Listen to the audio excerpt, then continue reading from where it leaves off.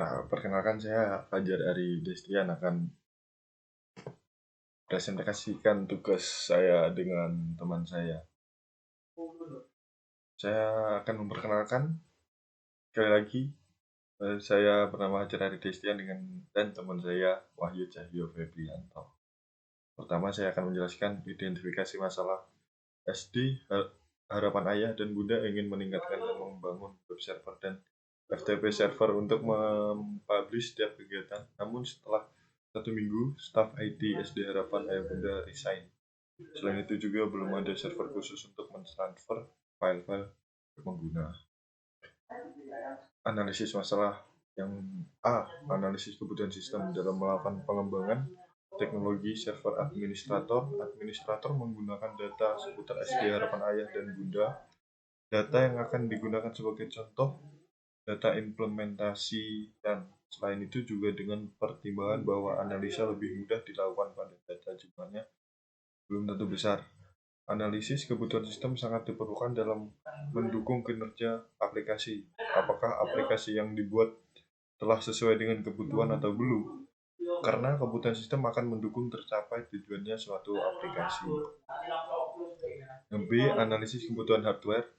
Agar sebuah sistem dapat berjalan dengan baik dan mempunyai kemampuan yang memadai, perangkat keras yang dibutuhkan dalam pembuatan aplikasi ini adalah sebagai berikut. Yang pertama, PC, yang kedua prosesor Intel Core i5, yang ketiga RAM 8 GB, yang keempat harddisk 1 TB, yang kelima VGA 4 GB, yang keenam monitor 16 inch.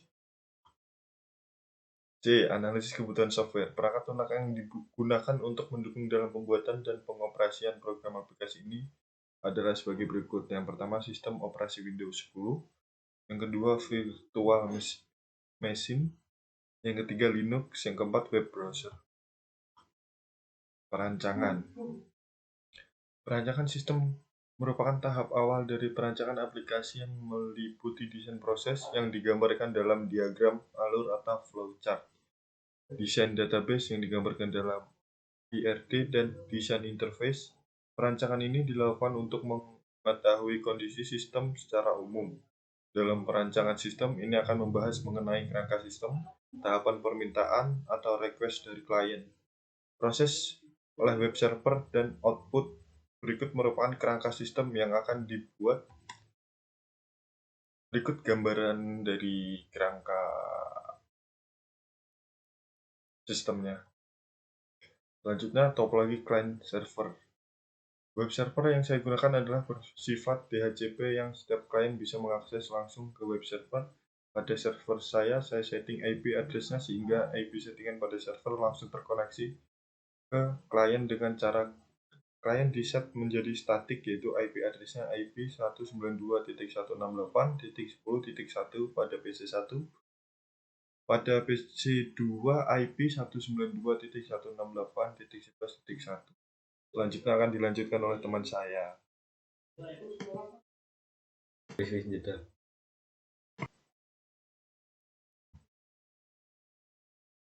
Lalu ada implementasi. Tampilan ini adalah web implementasi dari web server yang sudah kita kerjakan dengan IP address 192.168.10.1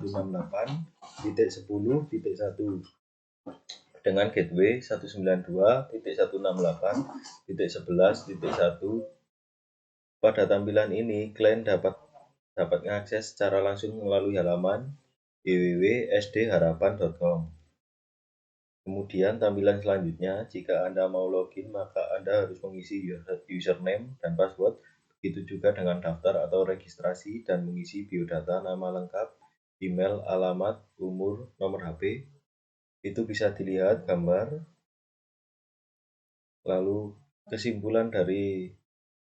kesimpulannya dari penelitian dan pembuatan web server dan FTP server dapat ditarik kesimpulan bahwa web server dan FTP server menggunakan IP address 192.168.10.1 dengan gateway 192.168.11.1 untuk server klien SD Harapan Ayah dan Bunda. Pada web server kita menggunakan topologi client server dengan maksimal 100 user yang kapasitas server 100 user dan juga penerapan FTP servernya dikolaborasikan dengan web server yang web servernya menggunakan database server dengan mempertimbangkan FTP server tetap tersimpan di web server. Sistem kerjanya menggunakan request atau permintaan user tanpa diproses oleh web server, terus diterima oleh FTP server kemudian disimpan di database server.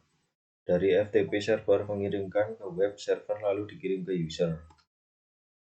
Itulah PPT dari kelompok saya. Sekian, terima kasih. Mohon maaf jika ada kesalahan.